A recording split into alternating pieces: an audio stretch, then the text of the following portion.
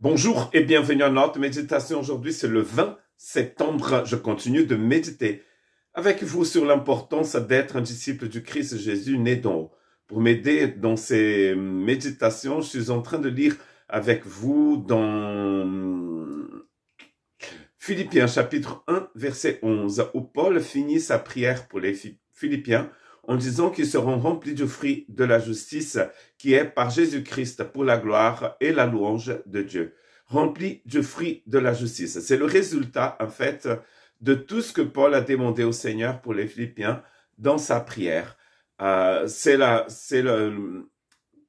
Pour tous les chrétiens, donc, ils seront remplis du fruit de la justice. C'est le résultat de leur marche avec Jésus.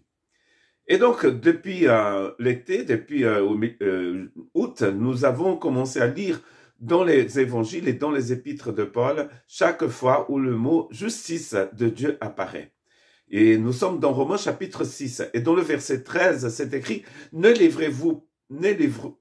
livrez pas vos membres au péché comme des instruments d'iniquité, mais donnez-vous vous-même à Dieu comme étant vivants de mort que vous étiez. Oh là là.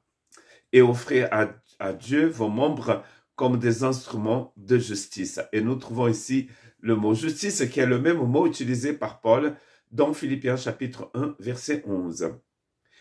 Romains chapitre 6 est un texte très important que d'ailleurs nous utilisons pour notre formation au baptême. Et vous pouvez trouver d'ailleurs notre formation au baptême sur notre chaîne YouTube. Cette formation existe que en français. Donc, profitez d'aller regarder. Il y a à peu près 15 vidéos. Et donc, le début de cette formation commence avec Romains chapitre 6. Car dans Romains chapitre 6, Paul dit que le péché, nous ne pouvons pas rester dans le péché en étant touchés par la grâce, car c'est exactement pour nous délivrer du péché que le Christ est mort. Pourquoi? Parce que Dieu nous a baptisés dans la croix du Christ, il nous a baptisés dans son tombeau et il nous a baptisés dans sa résurrection. C'est-à-dire, il nous a identifiés à la mort, à l'ensevelissement et à la résurrection de Jésus. Et après avoir dit que Dieu nous a donc identifiés à ces trois aspects de la passion du Christ, de l'œuvre du Christ, de la croix du Christ, tout simplement, il va utiliser en fait trois verbes, le verbe savoir, le verbe considérer et ici, dans le verset 13, le verbe s'offrir. Il faut d'abord savoir que Dieu nous a baptisés en Christ. Il faut ensuite considérer, c'est-à-dire calculer que Dieu vous a baptisés dans la croix du Christ. Et ensuite, après cela, il faut vous offrir. Parce que si vous ne vous offrez pas, l'œuvre du Christ ne fonctionne pas pour vous. Et c'est pour ça qu'il est en train de dire ici qu'au lieu de nous livrer au péché, nous allons nous livrer à la justice de Dieu.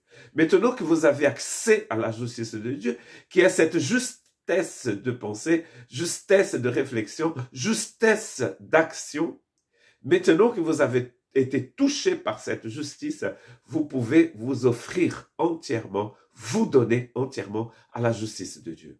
Et dans Romains chapitre 6, verset 16, où le mot justice apparaît aussi, c'est écrit, « Ne savez-vous pas qu'en vous livrant à quelqu'un comme esclave pour lui obéir, vous êtes esclave de celui à qui vous obéissez, soit du péché qui conduit à la mort, soit de l'obéissance qui conduit à la justice de Dieu. » Il y a deux types d'esclavage dans Romains chapitre 6. Esclavage du péché et esclavage de la justice de Dieu. C'est le même mot qui est utilisé, mais c'est très intéressant parce que quand nous entendons parler d'esclavage, ça sonne très mauvais, n'est-ce pas? Certains de mes ancêtres étaient esclaves au Brésil et c'était pas joyeux, c'était pas magnifique. L'esclavage ici est utilisé pour parler d'un maître. Donc les ancêtres de ma mère et de mon père avaient un maître, soit un portugais, soit un italien, et ces deux maîtres avaient beaucoup de pouvoir sur la vie de ces ancêtres à moi. C'est dans ce sens où Paul utilise le mot esclave, c'est-à-dire maître. L'esclave n'est pas maître de lui-même. Il dépend d'un seigneur. Ici, Paul est en train de dire que le péché est un seigneur. La justice en est un autre. Si nous nous livrons au péché, c'est le péché qui domine sur notre vie. Si nous nous livrons à la justice de Dieu, nous aurons la vie éternelle. C'est le Christ qui règne en nous. Que Dieu vous bénisse.